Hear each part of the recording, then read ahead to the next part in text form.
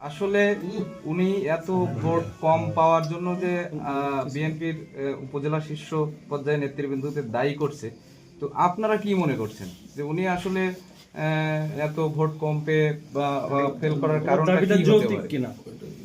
আসলে বিষয়টা হলো কি যে প্রার্থী মার্কার পাশাপাশি প্রার্থী তো একটা ফ্যাক্টর জনগণের কাছে।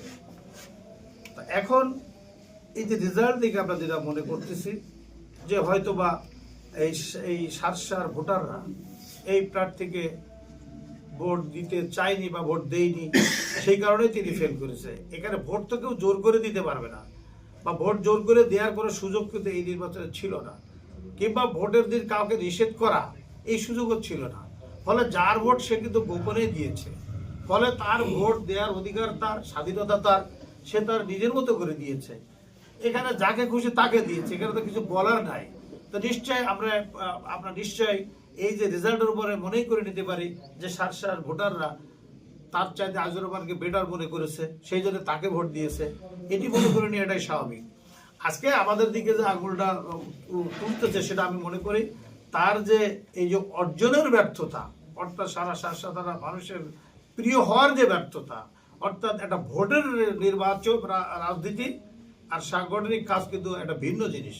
ভোট কিন্তু সবার কাছ থেকে নিতে হয় এবং সেই ধরনের কাজ কর্ম আচরণ থাকতে হয়।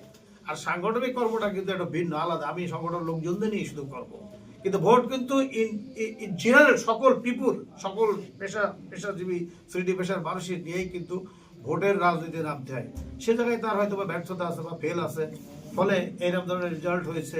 আমি মনে করি দেখেন যে আজকে আমি যে কথাটা আগে বললাম যে Bahadurpur Benapole union, Bahadurpur union, Putkhali union এবং বেনাপোল পৌরসভা এটা তাদের গ্রিপের মধ্যে। এইসব জায়গায় তারাই কিন্তু এই যে ইউনিয়ন সেক্রেটারি হওয়ার পরে বা আগেও যখন কদরবার সাথে রাজনীতি করছে লিটন, তখন কিন্তু তাদেরই দখলে ছিল এটা, তারাই কমিটি করেছে তাদের। এই যে বাহাদুরপুরের প্রেসিডেন্ট সেক্রেটারি দুজনই হচ্ছে তার একেবারে একান্ত লোক। এই যে বেনাপোলের প্রেসিডেন্ট সেক্রেটারি দুজন একান্ত তার লোক, একান্ত তার অনুসারী, বিএনপি করে কিন্তু তার অনুসারী। এইসব জায়গায় ফেল করছে। অথচ আমি একটা চ্যালেঞ্জের সাথে বলতে চাই যে আজকে এই যে আমি বিএনপি করি, কিন্তু অনুসারী তো প্রত্যেকের কিছু না কিছু অনুসারী আছে। এই যে আমি নিজামপুর ইউনিয়নে আমার 2 প্রার্থীকে নির্বাচিত করেছি, ইউনিয়ন কমিটি প্রেসিডেন্ট সেক্রেটারি দুজনই আমার অনুসারী, লক্ষণপুরে দুজনই আমার অনুসারী, প্রেসিডেন্ট সেক্রেটারি দুজনই আমার অনুসারী। তাদেরকে নির্বাচনের সময় তারা দুজনই পাশ করেছে, এই যে কমিটি করার সময় তারা প্রেসিডেন্ট সেক্রেটারি। সেই দুটো ইউনিয়নে যদি আমি নিষেধ করতাম বা আমি যদি বাধা দিতাম বা আমি যদি সেই দুটো ইউনিয়ন ফেল করতাম, সেখানে দুটো জায়গায় পাশ করেছে, দুটো ইউনিয়নে পাশ করেছে, নিজামপুরে পাশ করেছে, লক্ষণপুরে পাশ করেছে। এদিকে আমাদের বাধা দেওয়ার কি থাকলো এখানে?